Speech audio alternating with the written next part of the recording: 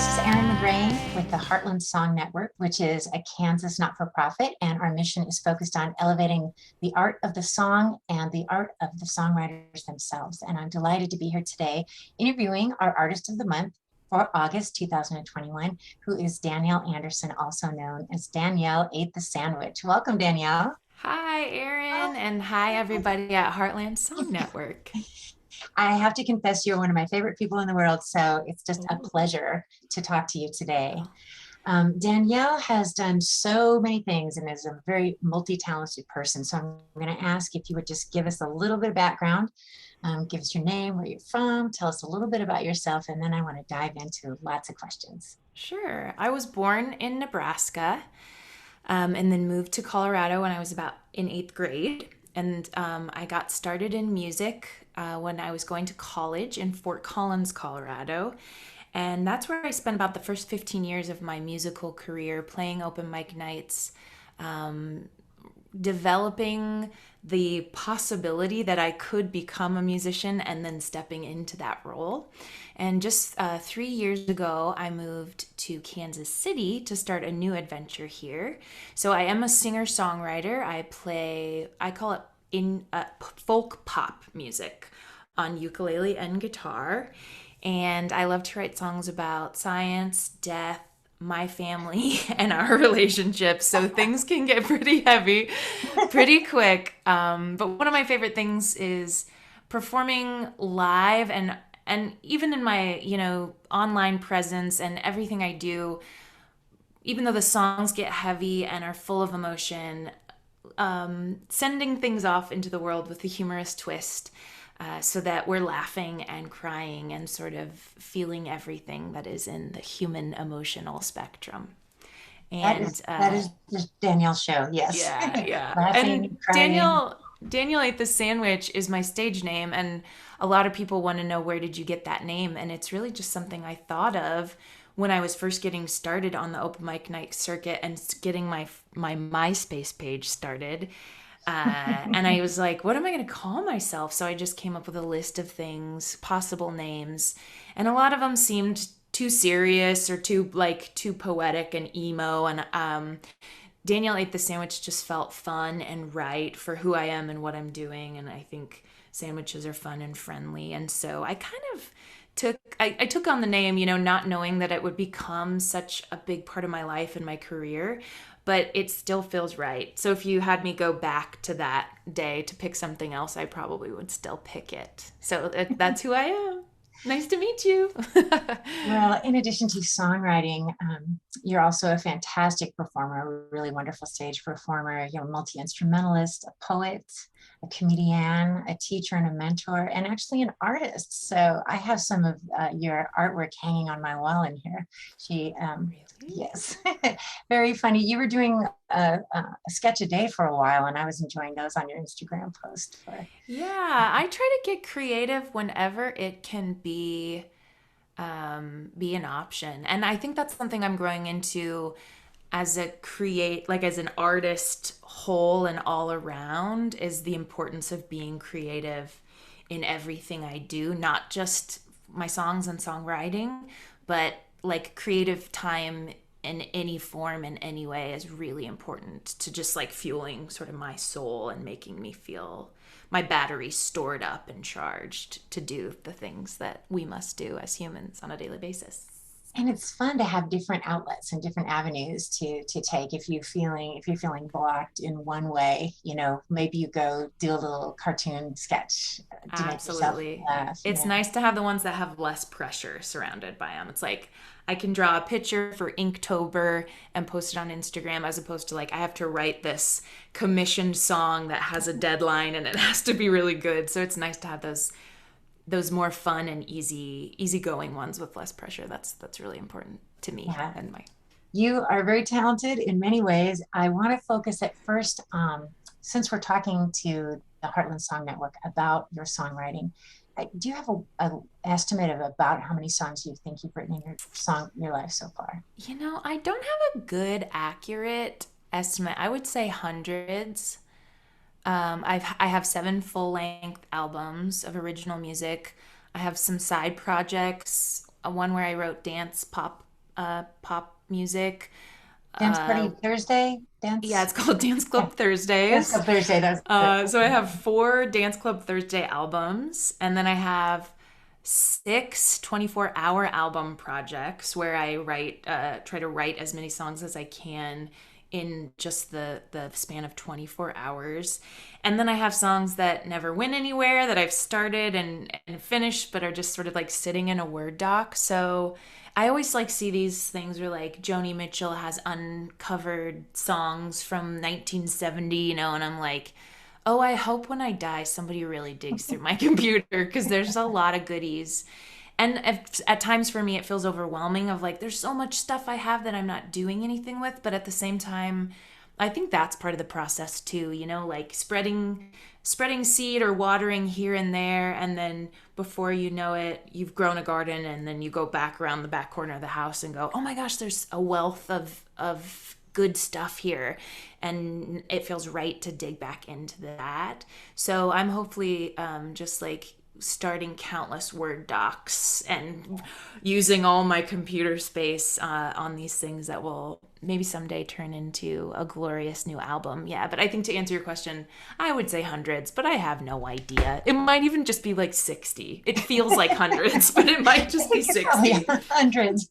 I feel like you've written 100 since I've met you.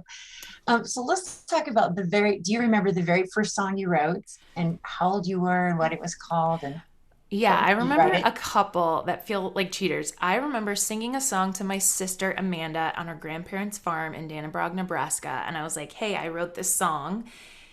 It was called Lender's Bagels Guy, and it was basically to the exact tune of the song Friend Like Me from Disney's Aladdin. So I didn't write it. I rewrote words. I kind of did a parody. Like I rewrote words to an existing melody, which is something we can do. And it's the first time I remember saying, "Hey, I wrote a song. Can I sing this to you, sister?" And it just went like, Mr. Lender's Bagels Guy. Like it was the exact song of Friend Like Me from Disney's Aladdin. And then a little more developed, I remember a song in high school that like was with guitar. In high school, I taught myself guitar. My mom had one in the closet that she used to play, and she still plays, but it was the one that she had in high school. And so I pulled it out of the closet and taught myself to play, and wrote a song called Change that was really bad, but very in the style of Danielle Ate the Sandwich. For example, the chorus was, isn't it funny? I'll sing it. Isn't it funny how we seem to change? One minute you're bisexual and then you are gay. I like to drink lemonade on my coffee break. Have you ever gone skinny dipping in a silver lake? So, I was like, I said gay. And I said skinny dipping. I'm so controversial, and my Christian Lutheran parents and grandparents are just going to flip their lids. And I was writing about stuff I didn't know about and trying too hard to be Sarah McLachlan. And it was messy and now sort of embarrassing. As I've had more time away from it, kind of charming. But I think that that's where we start, right? yeah, Emulating something else or yeah. trying to tell a story that like maybe isn't authentic to us. And I feel grateful that over the years I really like found an outfit that feels like my voice and my style. So Well, I think it's cool that you started with, Disney and Sarah McLachlan. I mean, those are solid picks. Those are solid. So how old were you when you feel like you claimed songwriter for yourself? oh my gosh. Probably like 27. It took me a Oh, long time. It took me a long really? time. So I You're not really didn't. kidding. No, I'm not. I really didn't start playing out and performing as a solo person performing her own songs until I was in my early 20s in college. And then even as I was doing it for my job and touring, I would say it with a lot of caveats, like I'm a kind of a singer-songwriter, but it's not a big deal. And I'd make a lot of excuses for myself. So I was saying it, but not really feeling like I owned it and that I deserved it Yeah. until probably and 27 is still, I'm 35 now, so 27 is still like farther away than I feel like. I feel like just recently I'll say it to someone at a party that I just met, like, yeah, I'm a songwriter, and not feel immediate shame and like, how am I going to live up to that title? Now it's like, no, I've been around the block. I've paid my dues. I've written some songs for the people, so I can own that title. But it took me a long time. Confidence is not, I'm a good songwriter, but confidence is not one of my strong suits. I'm still working on that. What changed your mind? I'm really interested in that shift because I actually do know exactly what you're talking about. It was Yeah. for me. I went to a uke fest and it was an early one, and I got a lanyard, and on my lanyard it said artist, and I was Woo! like, oh my god, I'm an artist, and I really didn't use that word until then, and that was not that long ago either, 10 years ago. So I mean, I get where you're coming from. What was that shift for you? Was there a Yeah, I'm trying to think. There definitely wasn't a moment or a click. It was a process, and I almost want to say it's been teaching. It's been teaching mm, younger people or mentoring younger people that has made me realize I have knowledge and I have experience, and I can communicate what I've learned and what I know. And I think a lot of it too is just growing into my own skin as a human person and as a woman, and not feeling like I have to apologize all the time or that someone's going to challenge me. And if they do challenge me, I can, for the most part, handle myself. So man, it's been a work in progress. I hate to say it, but it like meeting new and younger songwriters who don't have as much time under their belt makes me go, oh, I know a lot about this industry, and I know how to set myself up, my particular career up to be successful or for projects to work out. And so I mean, I think successes and failures under the belt for me make me feel like I have paid my dues and can own to that. it's so interesting. I totally am hearing what you're saying. I wanted to, this is a great segue into, I did want to talk to you about both being a mentor and a teacher and having been one mentored, and if you had any teachers that were particularly impactful on you. You're giving a 4-week workshop coming up, right? The songwriting workshop, and that's going to be to all different ages. I know you've also done a lot of children's work this year. You've done some online songwriting camps for children. I'd like you to tell us a little about what it's like to teach the different age groups and how you feel about it and how you've grown in that. And then if you have any teachers that have really made an impact on you. I think that teaching is a really cool opportunity, and it's very difficult. It's similar to performance in the way that you have to have your energy up, but I think it's more difficult because you're communicating ideas, and it feels important.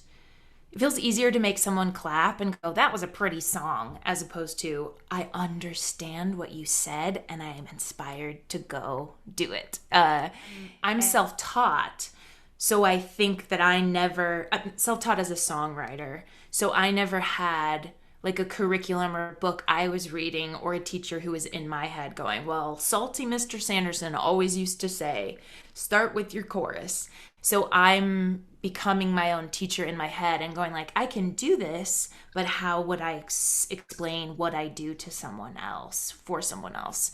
And so that's come with time and editing. I've gotten the opportunity to teach songwriting at a lot of ukulele festivals and to some private students. And now I'm doing this 4-week songwriting course, which felt like a leap of faith for me of like, this is something you want to do, just do it.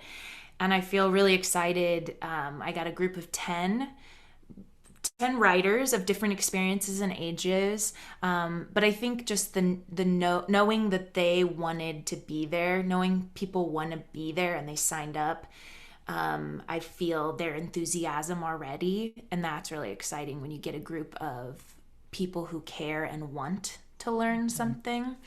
And then with kids versus adults, I think kids are more fun because they're wild and say whatever they think, which I think is really fun and scary and keeps me, like keeps my ego in check. And they also have a little bit more of an ability to suck. Whereas adults, they're smarter and they can like take your direction and they stay in their seats a little more. But I find adults to be very vain. And I feel it in my own self too as a learner of just like, I can get this. Why am they get more frustrated? And it's like, I can pay my bills on time and I have a very high profile job. Why can't I get this technique with the right hand finger picking, And I noticed that they can be really stubborn and hard on themselves, which I am too. So I get it. So it's fun to work with different learners for different reasons. As far as mentors and teachers I had some great violin teachers when I was in high school. I played violin, and I think of one named Lynn Case, she was a great violin teacher, but what she gave me was like an older woman who didn't give a shit, and she like didn't shave her armpits, and she wore like ridiculous outfits and had funny art in her living room, and getting to spend time with her, and she smoked cigarettes, and like getting to spend time with her. It's always been important to me to have female role models who are doing their own thing, and that continues to be an inspiration to me, because I think I wanted to do my own thing, but when I was younger and developing, I didn't realize how important that was. Or you don't know what your thing is. I found like Right. it's taken me a long time, not till my 30s did I really figure out what my thing actually was. Yeah, I think I'm still working on mine. I think it's probably there, but I feel like it's still in progress. Yeah. And then as far as mentors, I definitely had a lot of peer mentors. I remember my friend in college, Veronica May, who's also a musician based now in Fort Collins, Colorado, lent me her guitar when I didn't have one. So like my first album and the first song, the guitar I used to perform my songs at open mic nights, it wasn't even my guitar. Someone just let me borrow theirs. And she was a songwriter who heard my songs and went, "Those are so great. You should keep singing those." So things like that were really important to me. And then Erin, I got to say you and Jeff have been mentors and friends to me, just like meeting people who are kind of going through similar things or have gone through a thing and I need advice and help or camaraderie. I would say that you and Jeff are big ones for me. And I think Erin and Nicole Kime of Bean Yeah. Sprout Musical Instruments are just people like when I in the middle of the night and I wake up and I go, I don't know what to do. You four are sort of like maybe they will know what to do. But yeah, I kind of hope to do the same for people. I am excited about Yeah. like working with others or being a teacher or being somebody who answers an email with a little more than just let me get back to you. Like I like just like giving people some help. Like that to feel like you've actually impacted somebody. I think that's just one of the greatest gifts we can ever receive, is to feel like you've made a difference to someone. And I've certainly seen you make a big difference in people's lives. And Yeah. thanks for I think saying as a shy person who was a late bloomer and not really getting her start on stage until I was in my early 20s, to give somebody a little bit of confidence and go, you just performed a song at open mic night at Ukulele Festival and you were dazzling. To give that to somebody feels so good, because like I needed so much of that and I still need that. But like when I was first starting and you first get the guts to give it a shot, the opportunity to give someone positive, encouraging feedback and yeah, you got this is one of my favorite things as a human and as a mentor and a singer-songwriter. But like I just want to compliment people's bangs, you know what I mean? Like, so I'm gonna take